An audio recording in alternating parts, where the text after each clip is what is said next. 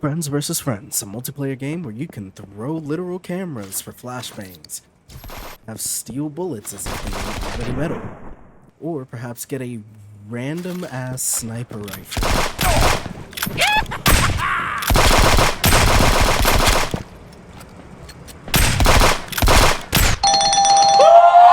Friends vs. Friends is a multiplayer game where you can play in ones on ones or twos on twos or fuck it, play private matches if you want. I don't really care.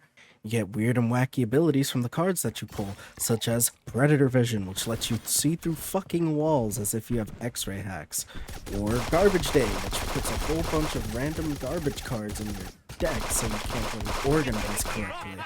You play as these fun little animal characters. There's a cat, there's a dog, there's a duck. There's a whole bunch of different animals, including, that's right, a friggin' bear. I myself am currently playing as this bird, pigeon, long-beaked feather shit. I don't know. I don't know what this is. Can someone tell me what this is? I honestly don't know what it is. Basically, you use cards to get abilities, to fight each round, and hopefully be better. And if you don't have all the cards in the game, I don't know, skill issue. Get better, I guess. But honestly, I really like the game, but there's also a few things I don't like. But first, I'd rather talk about what I do like. For example, holy shit, voice lines for everyone. These voice lines make these characters actually feel like they have personality? Which is more than I can say for Call of Duty, which is kind of just like the whole time, oh, I'm an undercover agent, super serious, super serious. Not like I don't like some of those characters, it's just their personalities tend to just kind of blend in together. Another thing I like, designs for all the cards. Very basic art, but I like it. Looks very nice, makes me like looking at some of the cards, even if I just play them near immediately. And also, I do like some of the movement and shooting in this game. It is pretty interesting to wrap your head around at first for someone like me who doesn't play games with strafe. However, I've come to like it, and I now see how, like, with cards, it can be made better or worse, depending on who's using what card. Another thing I like about this game is that, unlike games like Genshin Impact or Call of Duty, this game is play to win. It is on the opposite spectrum of what you would call pay to win, so that you can, you pay money, you get good stuff, you win game. This is the complete opposite. You actually have to play the game in order to get stuff. You can't really use your own money in the shop, you have to use the in-game money in order to get any cards or any fancy stuff. Even the characters you have to actually play the game for. And so it leads to what is seemingly a fairly balanced gameplay, for most of the time anyways. Personally, this gets a little rough at the start, but eventually you can make your way up the ranks and eventually get more cards and more stuff, and do dailies, and then get more stuff, and then do weeklies, and then do more stuff. And another thing I like about this game is that it really, like, jogs the mind. You have to actually think about what you're doing. Like how I threw a bomb there to make this guy go backwards.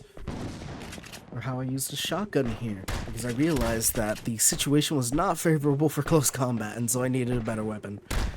Speaking on the shotgun, one of the few things about this game is that, unlike a lot of other games, surprisingly, the shotgun in this game is actually really good.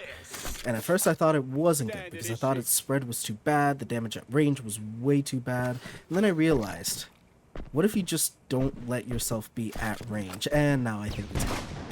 There's also a grenade launcher, a punch arm, which you just saw being used there. That guy's holding the revolver. I don't like it. It's basically you need to hit headshots constantly for it to really do something. Either that or your opponent has to suck.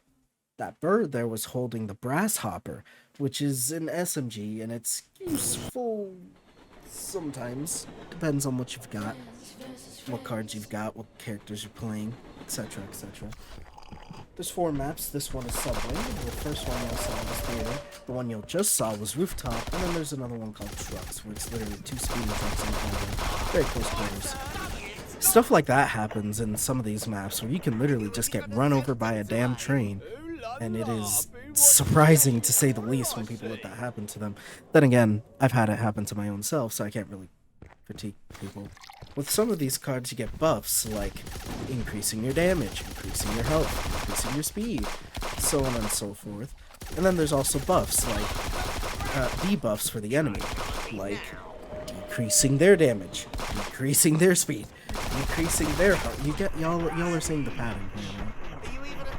There's also other cards like the Ninja, where you can literally go invisible in substitution jutsu when you get shot once, which is actually a really useful and resourceful card, and it will forever stay on my deck. By the way, there's an invisibility card. There's actually a bunch of overpowered cards. Technically, they're more like golden cards. There's ones like Nuke, where you change the whole map, and then invisibility, where you go invisible. And swap weapons, which swaps your weapons. Most of the cards work pretty basically with, you know, saying what they do or what they are. Big head makes your head big. Small head makes your head small. And etc. Now, that's a lot of stuff that I like, but here's my few issues with this game currently. First off, holy fuck, the moose. They can jump, and jump, and jump, and it's a little too much. The moose's ability is that they get a double jump, so they jump once, then they can jump again. See that? See that right there? That gap that I just crossed? I had to use skill to actually jump at the right point to cross that gap because I don't have a speed up. However, the moose gets to just double jump across that, and it can be very annoying sometimes when you're trying to shoot someone and they're just jumping around, basically. Another problem I have with this game is the katana. The katana, honestly, as a card, is fine.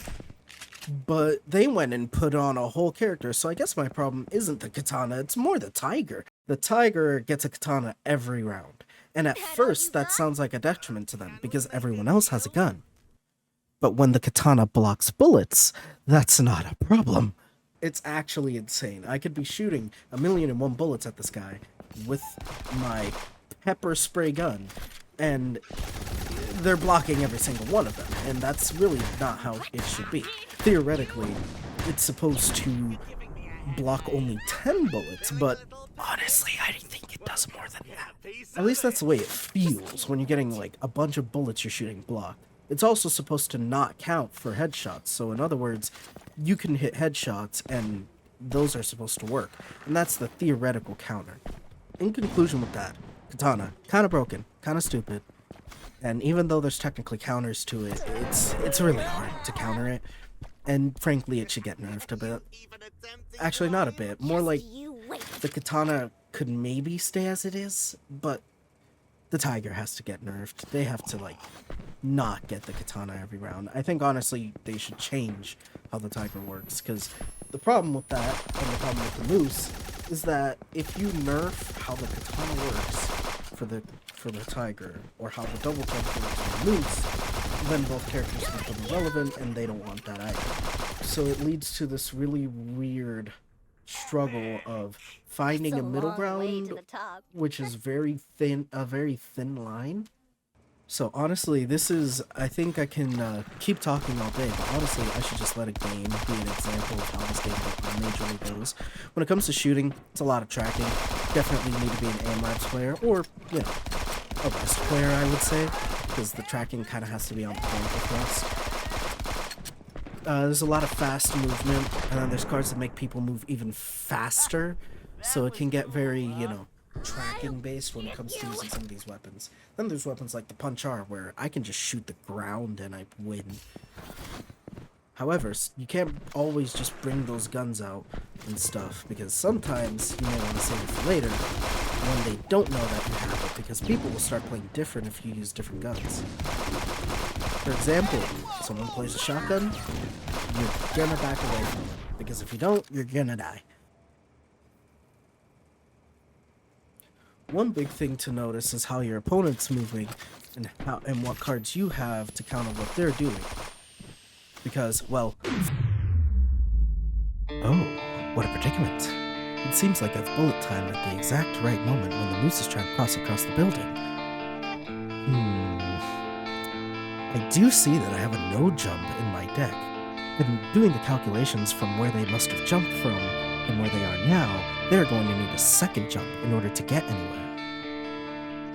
Perhaps I should switch to my no jump and keep them from jumping. Let's see.